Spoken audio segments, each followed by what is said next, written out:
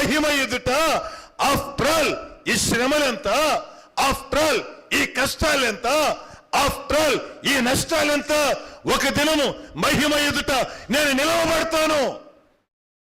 ఈ శ్రమల ద్వారా దేవుడు నాకు మహిమ ఇవ్వబోతూ ఉన్నాడు. ఈ శ్రమల ద్వారా అధికమైన మహిమకు పాత్రుడుగా, పాత్రురాలుగా నన్ను చేయబోతూ ఉన్నాడు. ఇప్పుడొచ్చే ఈ శ్రమలు రాబోయే మహిమ ఎదుట ఎన్నదగినవి కావు. హల్లెలూయా.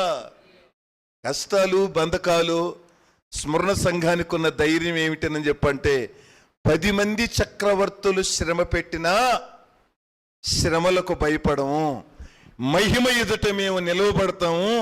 ఈ శ్రమలు మాకు లెక్కలేదు, ఓర్చుకోగలము, నేర్చుకోగలము, సహించగలము, నిలవబడగలము. ప్రభు సువార్తను ప్రకటిస్తాం.